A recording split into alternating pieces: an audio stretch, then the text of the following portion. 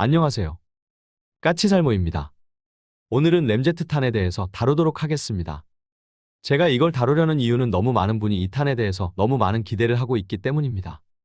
제가 가끔 이 탄은 안 된다고 이야기했으나 여전히 램제트탄에 대해서 기대를 많이 하시는 분들이 많아서 솔직히 말해서 포기하라고 이야기를 하는 겁니다. 물론 제가 포기하라고 해서 포기할 리는 없으니 지금 나와 있는 객관적인 사실을 제가 알려드릴 테니까 판단은 각자 하시길 바랍니다. 작년 11월경에 풍사는 올해인 2023년부터 램제트 포탄을 본격 개발하겠다고 발표합니다. 한마디로 올해부터 램제트 포탄이 본격 개발에 들어가는 겁니다. 그러나 저는 이 탄이 개발 성공할 가능성이 상당히 낮다고 보고 있고 심지어 풍산의 개발자들조차 그리 보고 있습니다. 왜 그럴까요? 그 이유는 이 개발은 국방과학연구소가 빠진 풍산의 독자 개발이기 때문입니다. 그래서 저는 이 개발이 실패할 거라고 봅니다. 한마디로 정부로부터 아무런 지원도 받지 못하고 있기 때문입니다. 그럼 아마 여러분들은 시작은 그렇게 해도 나중에 정부의 지원이 있으리라 생각들 하실 거예요. 아니요. 없을 겁니다. 왜냐고요? 이미 국방과학연구소는 램제트 포탄의 개발에 나섰다가 포기했기 때문입니다. 풍사는 각종 전시회에 램제트 포탄의 모형이나 연구 결과를 전시하고 있는데요. 지금 나와 있는 모형이나 개념 연구를 풍산이 했다고 생각하시면 오해이고요. 그건 다 국방과학연구소의 연구 결과물입니다. 우리 국방과학연구소가 램제트 포탄에 관심을 가진 건 2010년경부터입니다. 2010년부터 램제트 포탄에 대해 연구했고 2014년부터 본격 선행 개발에 들어갑니다. 그리고 풍산이 램제트 포탄을 공개한 2016년의 결과물이 바로 국방과학연구소의 성과입니다. 그러고 나서 국방과학연구소는 램제트 포탄의 개발을 포기합니다. 왜냐하면 연구 결과 위력과 개발 난이도 다 좋지 않았기 때문입니다. 국방과학연구소의 연구 결과 램제트 포탄에 탑재할 수 있는 탄두의 용량은 대략 3리터에 불과했습니다. 저도 정확히 다른 탄들의 탄두 중량은 기억나지 않지만 3리터라는 건 너무 지나치게 작다는 건 누구나 다 알 수 있는 수준입니다. 제가 저번에 포신에 관해서 이야기할 때 사거리가 길어지면 길어질수록 정확도는 떨어진다고 이야기했죠. 그렇기에 이런 장사정 포탄은 그걸 만회하기 위해서 고도의 유도 기능을 가지고 있어야 합니다. 그래서 탄이 비싸질 수밖에는 없는데 이런 비싼 탄이 고작 소량의 탄두만을 운반할 수 있으면 치명적인 문제이죠.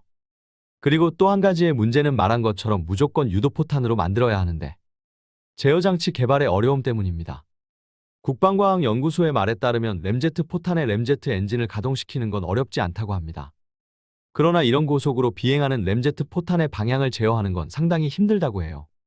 그래서 개발하더라도 개발이 상당히 어려울 것으로 국방과학연구소는 예측했고 그래서 개발을 포기하게 됩니다. 그리고 또 한 가지는 사거리 문제입니다. 여러분 램제트 포탄의 사거리가 몇 킬로미터나 나올 것 같나요? 100km 이상, 130km 정도라고 아실 겁니다. 그런데 미안하지만 국방과학연구소는 한 번도 이 포탄의 사거리가 100km 이상을 달성할 거라고 이야기한 적이 없습니다.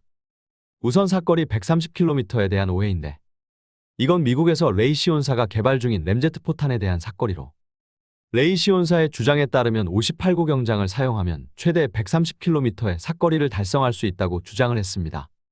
그러나 국내에서는 국산 램제트 포탄이 사거리 130km를 달성할 거라고 이야기된 적이 한 번도 없어요. 국뽕 채널들 하는 소리는 절대로 믿지 마세요. 다만 풍산에서 100km 이상을 달성할 수 있다고 주장을 했을 뿐입니다. 그럼 국방과학연구소는 연구하면서 이 램제트 포탄의 사거리를 얼마로 예측했을까요? 국방과학연구소는 이 포탄의 사거리를 80km 이상이라고 예측했습니다. 국방과학연구소는 한 번도 램제트 포탄의 사거리가 100km를 넘을 거라고 예상하지 않았어요. 그런데 제가 전에 이런 이야기를 한 적이 있죠. 복합추진탄이 52구 경장 포신에서는 사거리가 58km지만 58구 경장에서는 76km를 예상한다고요. 그러니 국방과학연구소의 이야기에 따르면 더욱더 램제트 포탄의 필요성은 줄어드는 겁니다. 어떤가요? 지금까지 여러 유튜브에서 듣던 것과는 현실은 너무 틀리죠. 이래서 국방과학연구소는 2016년에 선행 개발을 끝내고 후속 개발을 포기하게 됩니다. 그럼 풍사는 왜 이리 램제트 포탄을 포기 못하고 자체적으로라도 개발을 이어가려 하는 것일까요? 우선 풍산이 이야기하는 표면적인 이유를 들어보자면 우리와 같이 58구 경장에 자주포를 개발하는 미국은 램제트 포탄을 개발하고 있고 그래서 우리나라 자주포의 수출 경쟁력을 높이려면 우리도 램제트 포탄을 개발해야 한다는 게 풍산의 주장입니다. 그런데 이 말이 사실일까요? 아니요. 전혀 사실과 다릅니다. 우리로부터 K9A3 자주포를 도입하는 나라라고 해서 우리의 포탄을 도입할 거라는 건 잘못된 이야기이고 주장입니다. 실제로 이미 호주는 미국의 엑스칼리버 포탄을 우리 K9에 적용하고 있고, 우리 K9을 도입한 여타 나라들도 엑스칼리버를 도입하려는 움직임을 보이고 있습니다. 그래서 굳이 우리가 개발하지 않아도 K9A3를 도입하는 나라들은 필요하다면 미국의 램제트 포탄을 사서 쓰면 됩니다. 그래서 엑스칼리버 같은 정밀 유도 포탄이 없는 게 지금의 K9 수출의 약점으로 작용하지 않는 것처럼 램제트 포탄이 없는 건 K9A3의 약점으로 작용할 가능성은 거의 없습니다. 그럼 우리 군은 100km 이상의 포탄이 필요할 것인가를 생각해 볼 수 있죠. 솔직히 그닥 필요 없고 그리 큰 관심도 가지고 있지 않습니다. 이유는 복합추진탄의 사거리 76km만 되어도 사단 포병대의 작전 반경은 거의 커버가 가능합니다. 100km 이상의 목표 타격이 필요한 건 군단 포병대인데, 군단 포병대에는 천무다련장이 있고요. 그래서 우리 육군도 그리 큰 필요성은 느끼지 못하고 있습니다. 솔직히 개발이 어려워도 군대에 강력한 요청이 있었다면 국방과학연구소는 개발을 이어갔겠지만, 군에서도 그다지 수요가 없기 때문에 국방과학연구소가 개발을 포기한 이유이기도 하고요. 그런데 그러면 왜 풍산은 이런 상황에서도 램제트 포탄의 개발을 포기하지 못하는 것일까요? 그 이유는 풍산이 정밀유도 포탄 분야에서 궁지에 몰렸기 때문입니다. 무슨 말인지 설명을 하자면, 우리는 원래 장사정 포탄으로 활공포탄을 개발하려 했죠.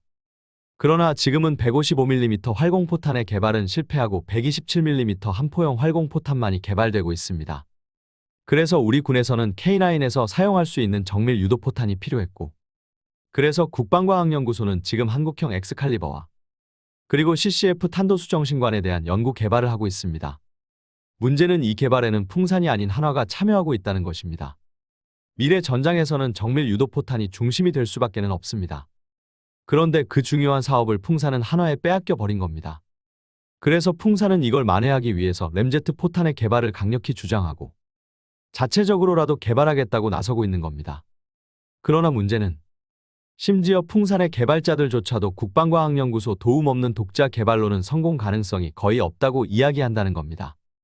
그래서 풍산은 작년까지 열심히 홍보하면서 정부 지원을 요청했지만 전부 거절당하고 독자 개발을 선택한 것인데, 국방과학연구소도 어렵다는 개발을 국방과학연구소가 빠진 상태에서 풍산 단독으로 개발해서 성공할 가능성은 높지 않다는 게 관계자들 심지어 풍산의 개발자들조차도 같은 의견을 내는 겁니다. 그래서 저는 이 램제트 포탄에 대해서 그리 큰 기대도 하지 않고 있는 건데, 이것에 대한 기대를 하시는 분들이 너무 많은 것 같아서 현실은 이러하다는 걸 알리고 싶었습니다. 여러분이 보기에는 어떤가요? 과연 국방과학연구소도 개발이 힘들다고 포기한 걸 풍산 단독으로, 심지어 예산까지도 지원받지 못한 상태에서 개발할 수 있을 거라고 보시나요? 이상 영상 봐주셔서 감사합니다.